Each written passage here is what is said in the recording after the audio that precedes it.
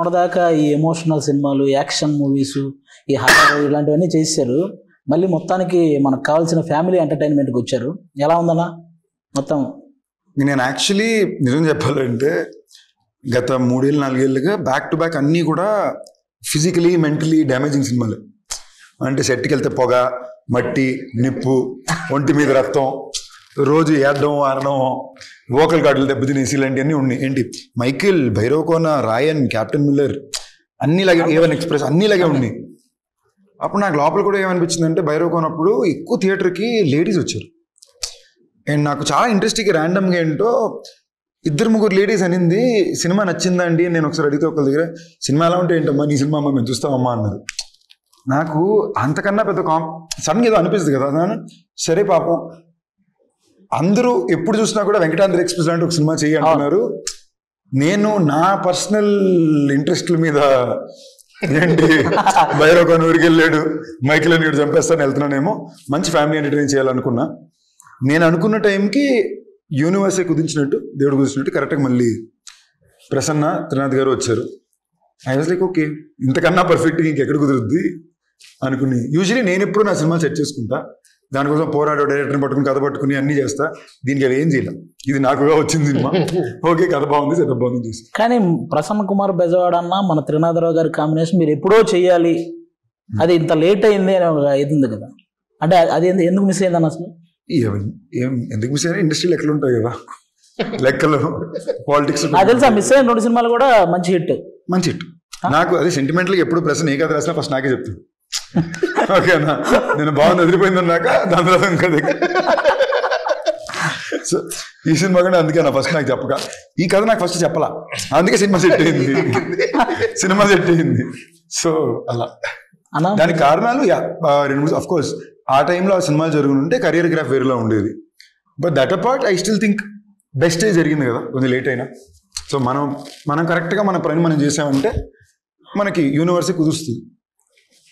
మీరు చెప్పనన్నా, బేసిక్గా కామెడీ జోనర్లో వరుసగా హిట్లు కొట్టుకుంటూ వస్తున్న వాళ్ళు మన అనిల్ రావిపూడి అన్న. రీసెంట్గా వరుసగా ఏ సినిమా తీసినా బ్లాక్ బస్టర్. అలాగే మీరు త్రినాథరావు గారి కాంబినేషన్, మీ కాంబినేషన్లో వచ్చిన ప్రతి సినిమా కూడా నెక్స్ట్ లెవెల్. అంతే, థియేటర్కి వెళ్ళినోడికి ఆ టికెట్కి న్యాయం జరిగింది, వాడు ఫుల్ ఎంటర్టైన్ అయ్యి బయటకు వస్తాడు. ఈ సినిమా మళ్ళీ ఆ రేంజ్లో ఎక్స్పెక్ట్ చేయొచ్చా?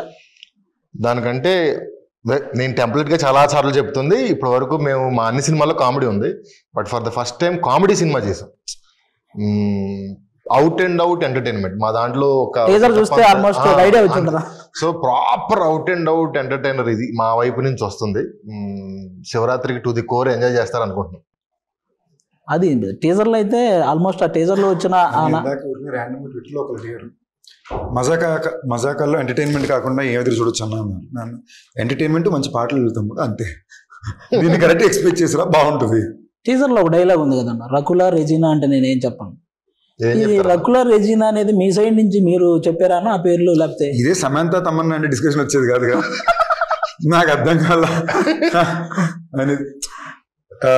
నా ప్రశ్న డైలాగ్ ప్రశ్నది అదే, సమంత తమన్నా రకులా రెజీనా అని 2 ఆప్షన్లు ఇచ్చాడు. నాతో పని చేసిన వాళ్ళు నా ఫ్రెండ్స్ కదా, ఇంకా బెటర్ ఆప్షన్.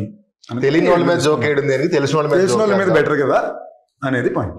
తెలిసిన వాళ్ళ కన్నా కూడా it's my way of this saying, it's a tribute కదా, అంతే కదా. మై కో స్టార్స్, నా బెస్ట్ ఫిల్మ్స్ వీళ్ళతోనే ఉండి. నేను ప్రసన్న కుమార్ బెజవాడ నక్కిన త్రినాథరావు కాంబినేషనే కాదు, ఇది ప్రసన్న కుమార్ బెజవాడ నక్కిన త్రినాథరావు రావు రమేష్ గారి కాంబినేషన్ అని కూడా అంటే, ఎందుకంటే వాళ్ళు చేసిన సినిమాలు ఎక్కువ పర్సెంట్ మీరు అన్ని సినిమాలు మ్యాక్సిమం చేశారు. మీరు ఈ సినిమా వాటికి ఎలా ఉండబోతుంది? ఈ సినిమా వాటికని కాదు, నా ఇన్నేళ్ల కెరీర్లో ఆఫ్ ద బెస్ట్ రోల్.